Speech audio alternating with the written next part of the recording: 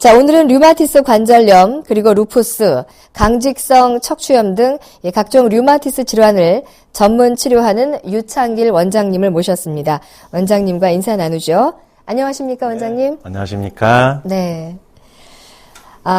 저희가 이제 계속해서 그 각종 자가 면역 질환들에 대해서 알아보고 있는데요. 오늘 말씀해 주실 미니 강의 주제는 뭔가요? 네, 이제 그동안 류마티스 질환에 대해서 쭉 말씀을 드렸었습니다.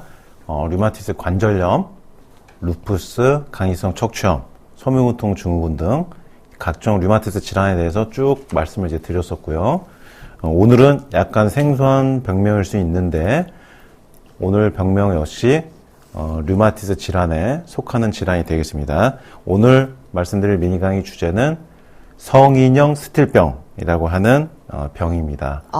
줄여서 스틸병이라고 부르기도 합니다. 세 글자로. 네. 예. 성인형 스틸병. 일단 병명도 좀 약간 어려운 것 같고요. 예. 이게 들어보지도 않았던 것 같습니다. 상당히 좀 단어도 생소합니다. 예, 지금 6글자죠. 성인형 스틸병. 앞에 성인형 빼면은 이제 세 글자거든요. 스틸병. 네. 예, 그래서 이렇게 세 글자로 외우셔도 되는데, 스틸병이라는 병명이 붙은 이유가 이 병을 처음 발견해서 논문을 발표한 영국인 의사의 이름을 따서 지어진 병명입니다. 조지 프레드릭 스틸이라고 하는 영국인 의사가 처음으로 이 소아 류마티스 관절염의 전신형 증상들이 성인에게 나타난 경우를 논문을 발표를 했는데, 네. 이 박사님의 이름을 따서 스틸병이라는 병명이 붙여진 것이고, 앞에 성인형이라는 세 글자가 더 붙어서 이제 16세 이상에게 나타나는 것을 의미하는 것입니다. 네. 스틸 박사가 처음 발견한 병이다. 이렇게 해서 이름 붙여진 것이로군요. 그렇죠. 네. 그러니까 엄밀히 사실은 말씀드리자면은 기존에 있는 증상들을 성인에게 나타나는 것으로 이제 발견을 한 것이죠. 실제로 성인형 스틸병에서 나타나는 증상들을 쭉 보면은요, 대부분 원래는 소아 류마티스 관절염의 전신형 타입에서 나타나는 증상들이 거의 흡사하게 나타나는 것입니다. 그래서 성인형 스틸병이라는 것은 전신형 소아 류마티스 관절염 증상이 16세 이상의 연령층에서, 그러니까 성인들에게서 나타날 때 이제 스틸병이라고 하고 성인형 스틸병이라고 하는 것이죠. 네. 그래서 이 스틸병의 병명 앞에 성인형이라는 세 글자 붙은 이유가 이 16세 이상에서 나타나는 전신성 소아 류마티스 관절염이기 때문에 성인형이 붙은 것이죠. 그래서 실제로 임상에서 보면은 거의 비슷하게 나타납니다. 네. 전신형 소아 류마티스 관절염 증상하고 성인형 스틸병 증상이 동일하게 거의 나타나는 경우가 많고요. 그리고 또 하나 비슷하게 나타나는 게 루푸스하고 성인형 스틸병이 또 비슷하게 나타나는 경우가 많습니다. 그래서 성인형 스틸병을 잘 이해를 하려면 전신형 소아 류마티스 관절염을 잘 알아야 되고요. 그리고 또한 루푸스에 대해서도 잘 이해를 해야지 성인형 스틸병에 대해서 안다고 할 수가 있고요. 네. 그래서 결국 결론적으로 성인형 스틸병을 그럼 완치를 시키려면은, 성인형 스틸병을 치료를 하려면은 전신형 소아 류마티스 관절염을 완치시킬 수 있느냐, 루푸스 증상을 완치시킬 수 있냐, 임상적 관해 상태에 이를 수 있느냐, 이 능력이 있는 것이 성인형 스틸병 치료의 중요한 포인트가 되는 거예요. 그러니까 네. 정리하면 소아 류마티스 관절염의 전신형 타입을 치료할 수 있는 방법, 네. 그다음에 루푸스를 치료할 수 있는 방법을 알아야지 이 성인형 스틸병을 치료할 수 있다. 이렇게 보시면 됩니다. 네네. 그러니까 전신형 소아 류마티스 관절염과 동일한 증상이다. 이렇게 보면 되겠고. 예. 그렇다면 이 소아 류마티스 관절염이나 류마티스 관절염, 또 루푸스가 있는 분들은 아무래도 이 성인형 스틸병이라는 병명을 좀 많이 들어보신 분들이 많겠다는 생각이 듭니다. 예, 지금 방송을 들으시는 청취자나 시청자분들은 조금 생소할 수가 있어요. 네. 이 병명이 성인형 스틸병이라는 게. 하지만은 이제 소아 류마티스 관절염 전신형 타입의 어린이를 자녀로 둔 부모님들이나 루푸스가 있는 분들, 그다음에 스틸병으로 오랫동안 좀 병원 치료를 하신 분들은 오늘 제가 말씀드린 이 성인형 스틸병에 대한 말씀이 상당히 좀 이해가 잘 되실 거고요. 네. 이 성인형 스틸병이라는 것은 이런 어떤 방송이나 정보, 어떤 인터넷상이나 얻을 수 있는 정보가 상당히 적은 질환이에요. 상당히 희귀병이고, 그래서 이렇게 방송에서 제가 이렇게 오늘 자세하게 말씀드릴 수 있는 기회가 있다는 거, 네. 상당히 좋은 기회고 감사한 기회라고 생각합니다. 네. 이 병명 자체도 아마 좀 처음 들어봤다, 생소하다, 이렇게 생각을 하시는 분들도 많이 계실 것 같은데, 결국은 이제 전신형 그 소아 류마티스 관절염 증상이 성인에게서 나타나는 것이다, 이렇게 볼 수 있는 거잖아요. 그렇죠. 예. 그렇다면 이 성인형 스틸병 역시도 자가 면역 질환에 속하는 병으로 일단 좀 봐야 되겠다 생각이 드는데 어떻습니까? 그렇습니다. 아까 초반에 말씀드린 것처럼 네. 자가 면역 질환, 류마티스 관절염이나 루푸스, 강이성 척추염, 섬유공통 증후군처럼 자가 면역 질환에 속하고 류마티스 내과에서 이제 진료를 받는 병이다, 이렇게 보시면 되고, 네네. 그러다 보니까 이 성인의 스틸병이 여러 증상이 겹치고 걸쳐서 나타나고 헛갈리는 경우가 많아요. 그래서 발병 초기에 빨리 진단을 못 받는 경우가 많아요. 아까 말씀드린 것처럼 이 병명에 대해서 의사들도 잘 몰라요. 의료인들도. 아, 그렇습니까? 예, 의료인들도 잘 모르는 증상이기 때문에 발병 초기에 여러 병원을 전전하다가 한참 후에야 성인의 스틸병으로 진단을 받는 경우가 아주 많습니다. 네.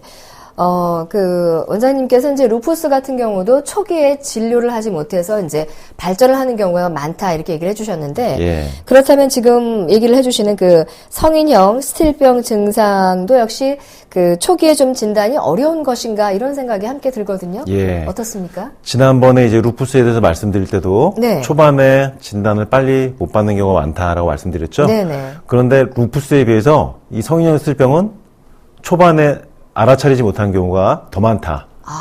루푸스는 그래도 지금 이제 많이 알려진 상태예요. 이 루푸스라는 병에 대해서는. 근데 이 성인형 스틸병에 대해서는 아직은 의료인들도 잘 모르고 있는 경우가 많고요.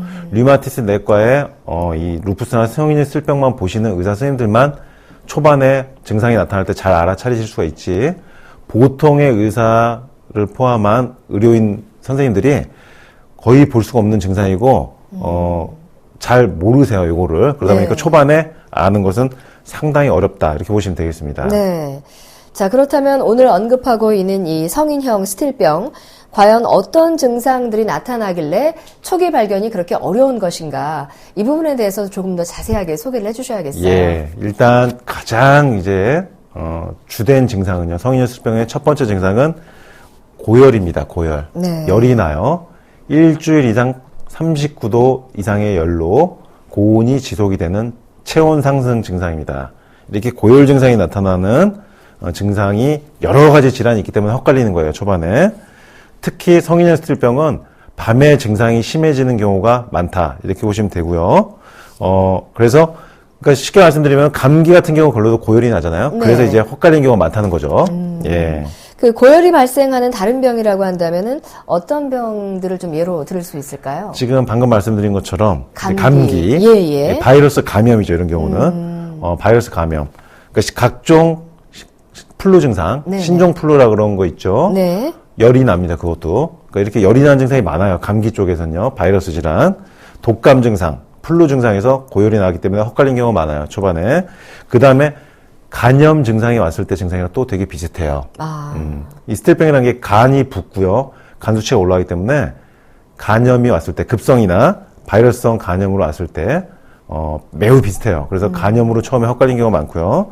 그다음에 폐렴 증상과 헛갈린 경우도 많습니다. 폐렴도 고열이 나거든요. 그래서 폐렴하고 헛갈린 경우도 많고, 그다음 신우신염이나 이렇게 신장에 어떤 문제가 왔을 때, 신장염이 왔을 때도 이렇게 고열이 나기 때문에 또 헛갈린 경우가 많고, 그 다음에 뇌염 증상이 왔을 때요, 뇌에 염증이 오는 뇌염 증상이 왔을 때도 고열이 발생하기 때문에 또 헛갈리고, 그 다음에 관절염 증상이 화농성으로 왔을 때요, 성인형 스틸병이라는 게 관절도 아프거든요. 그래서 네. 관절이 이렇게 부어요, 염증성으로. 그러다 보니까 어떤 화농성 관절염으로 오인된 경우가 많다. 그러니까 이처럼 관절이 아프거나 열이 나거나 이렇게 각종 염증성 질환이 나타났을 때랑 증상이 비슷하기 때문에 각종 네. 감염성 질환하고 헛갈리는 경우가 많습니다.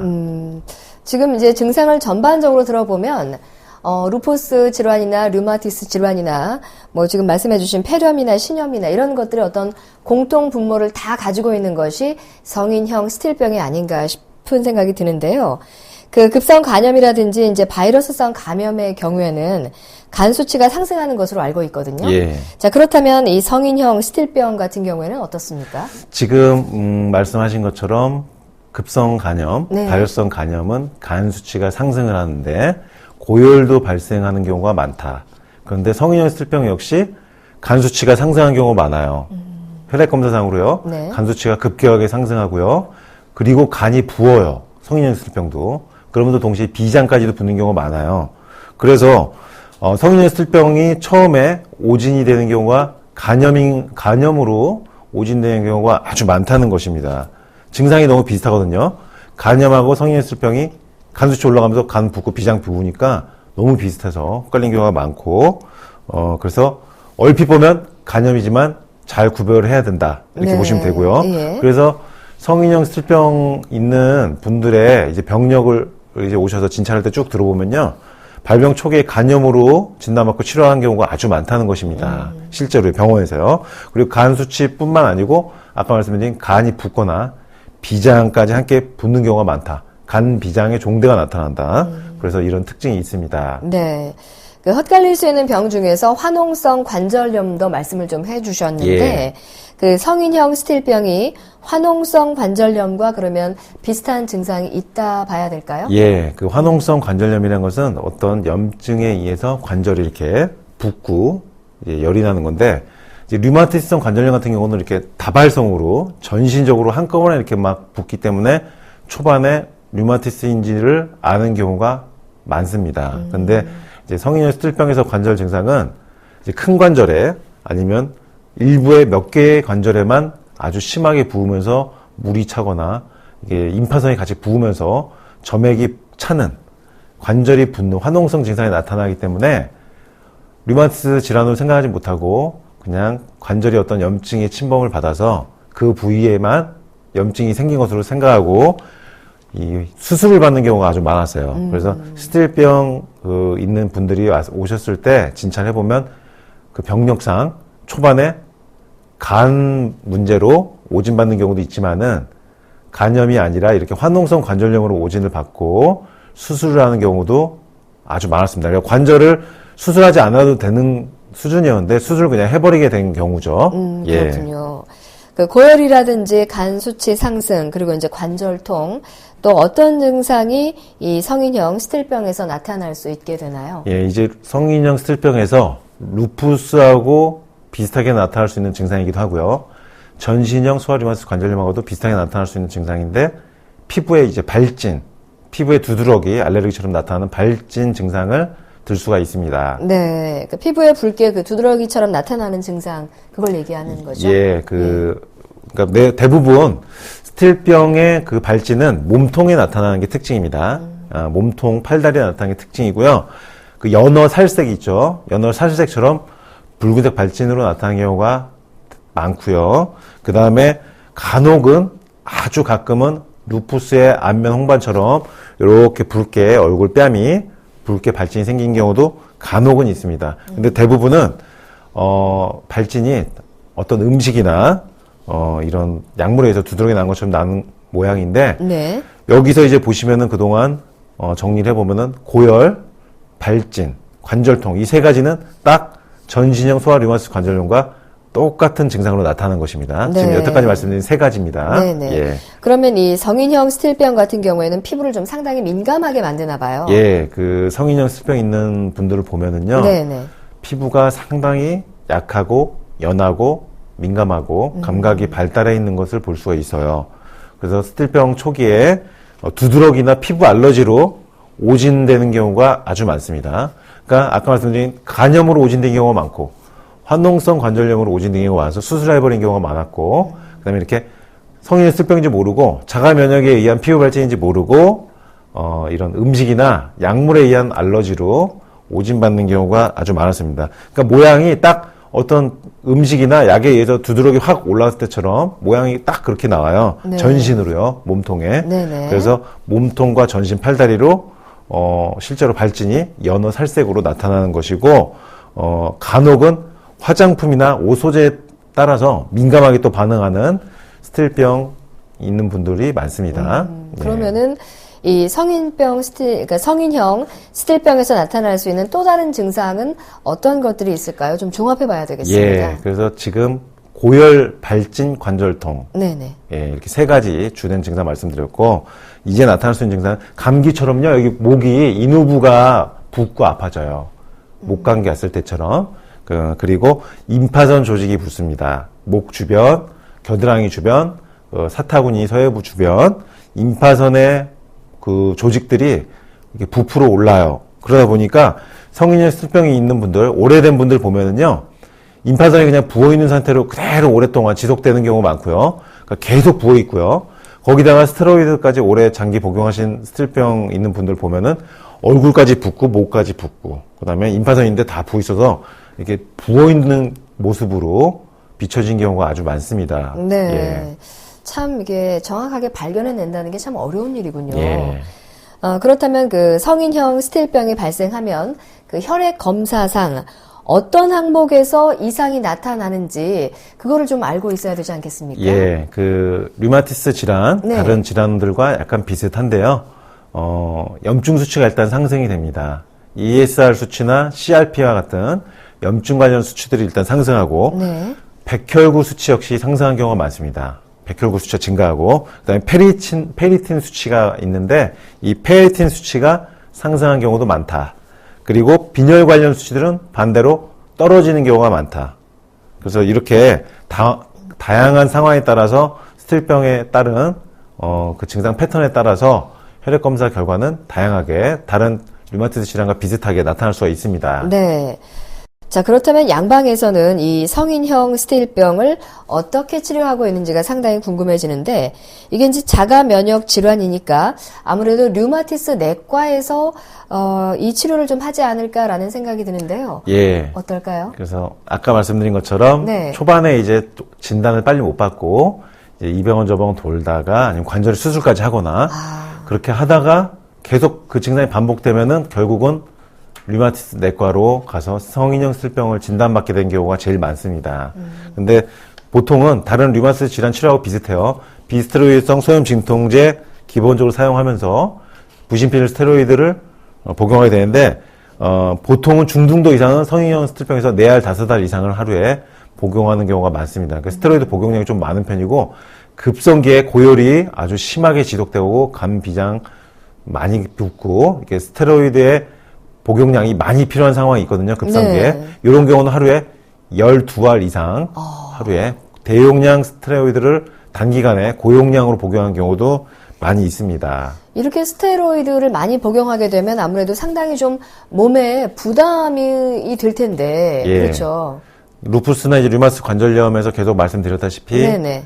부신필 스테로이드를 오래 복용한 것은 상당히 몸에 부담이 되는 것이죠. 그러다 보니까 성인형 스틸병 있는 분들도 마찬가지입니다. 스테로이드를 오래 복용하시다 보니까 얼굴이 부어있는 분들 많고요. 그다음에 아까 말씀드린 것처럼 임파선이 붓기 때문에 겨드랑이, 팔뚝, 서해부 임파선 부위가 부어가지고 몸 전체가 부어있거나 얼굴, 목, 어깨 쪽까지 이렇게 부어서 보이는 경우가 많아요. 스틸병 네. 있는 분들은. 그래서 오랜만에 보신 분들은 보면은 안타깝게도 못 알아볼 정도로 부어있는 경우도 많은데 이렇게 이 상황에 이르시면은 스틸병 있는 분들은 상당히 스트레스 많이 받으시고요. 네네. 심적으로 되게 힘들어하신 경우가 많고 신체적으로도 이렇게 부어있으면 상당히 힘듭니다. 근데 나쁜 것을 알지만 사실 이 성인형 스틸병 환자분들 스테로이드를 무작정 끊을 수도 없는 상황일 것 같아요. 예. 지금 이제 스테로이드를 많이 복용할 수밖에 없는 상황에 대해서도 이제 말씀을 드렸는데, 네네.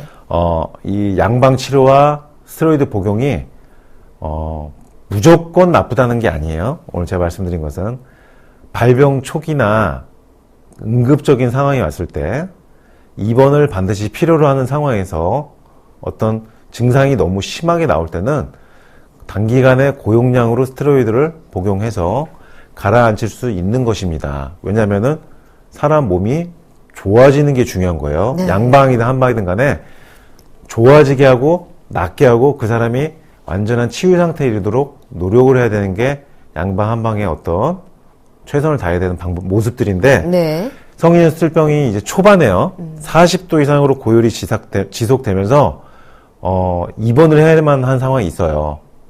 밤새도록 열이 40도 이상으로 지속이 되면은 집에서는 상당히 힘들거든요. 그래서 입원 치료가 필요한 상황인데 이런 경우는 이제 고용량 스테로이드를 이제 복용을 해야죠. 단기간. 근데 문제는 스테로이드 복용량을 이제 고용량으로 복용하다가 차츰차츰 줄여서 이제 끊는 상태에서 증상이 없고, 그 다음에 유지가 돼야 되는데, 이렇게 입원했다가 이제 퇴원을 하시잖아요? 그러면 스테로이드 이제 저용량으로 복용하다가 잘 지내다가 또 반복이 돼요. 입원을 해야 되는 상황이 또 와요. 40도 이상 고열이 오면서 관절통, 발진, 간 수치 올라가고, 이게 1년에 2번씩 계절별로 막 나타나시거나, 봄, 여름, 가을, 겨울 1년에 4번씩 입원하시거나, 아이고. 아니면은 꼭 가을, 겨울에만 되면 1년에 한 번씩 입원하신 분들.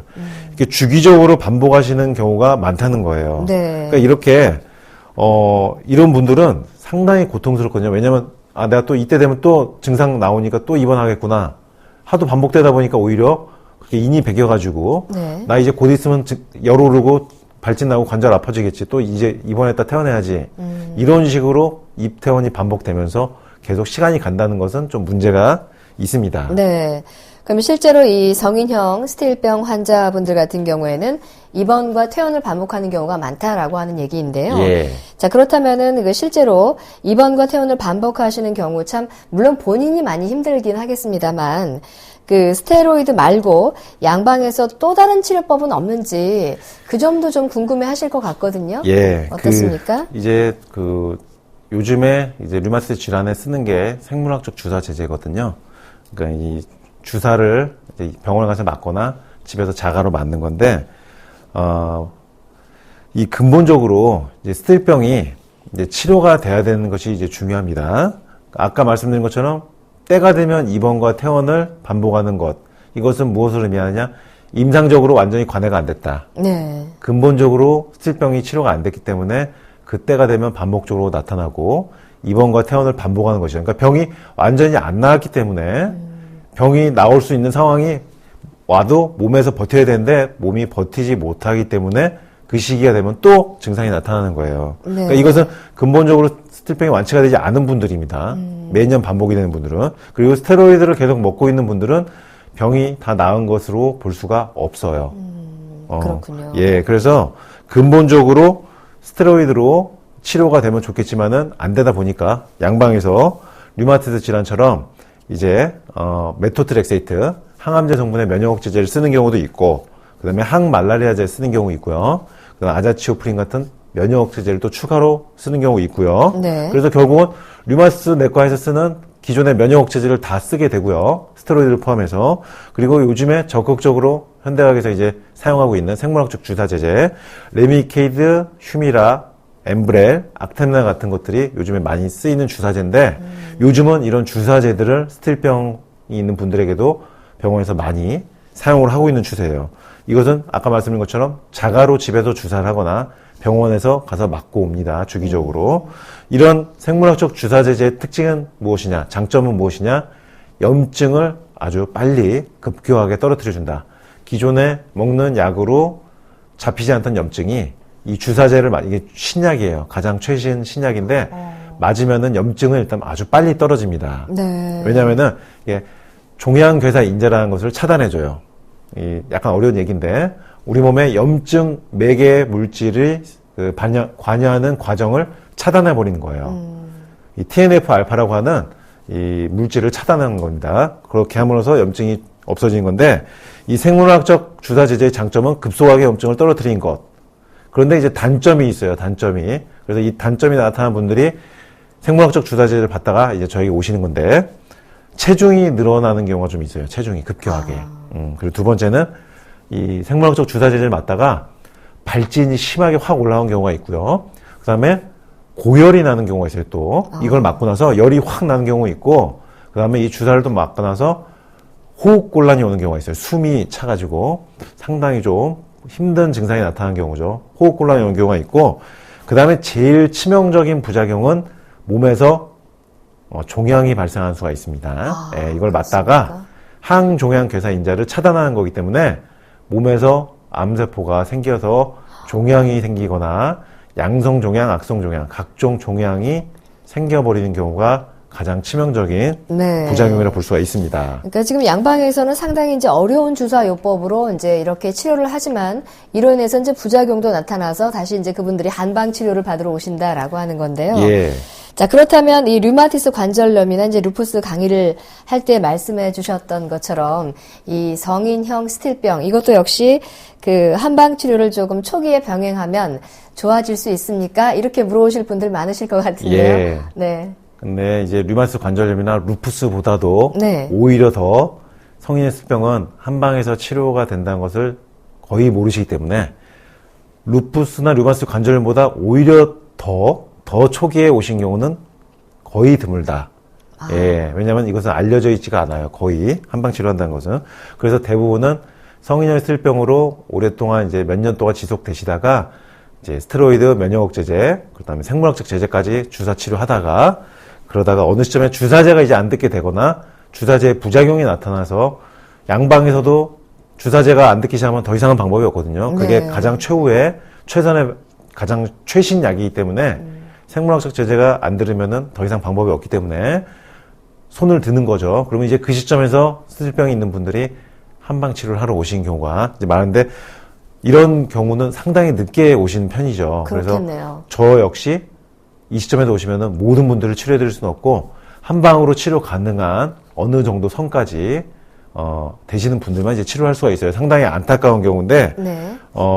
루푸스나 류마티스 관절염처럼 만약에 초기에 오셔서 한방 치료를 같이 병행을 하신다면은 상당히 좋은 효과를 발휘하면서 임상적 관해 상태, 완치 수준에 이를 수가 있거든요. 네. 그러니까 그런 부분들은 다음 시간에 오늘 시간이 좀 부족해서 스틸병 실제 한방 치료 후에 좋아지신 사례 두 분의 사례와 그리고 스틸병 한방 치료에 대해서 좀 더 말씀을 드리겠습니다. 네, 알겠습니다. 자, 오늘은 이렇게 성인형 스틸병에 대해서 알아봤습니다. 이 성인형 스틸병에 대한 정보가 그렇게 많지 않다라고 말씀을 해주셨는데, 오늘 이 시간 성인형 스틸병 환자분들에게 좀 많은 도움이 되셨기를 바라는 마음 간절합니다. 다음 이 시간에는 이 성인형 스틸병의 한방 치료 사례에 대해서 자세하게 말씀을 해주신다고 하니까 기대를 가져보겠습니다. 자, 원장님 오늘 말씀 정말 긴 강의해 주셨는데요. 고맙습니다. 감사합니다. 네.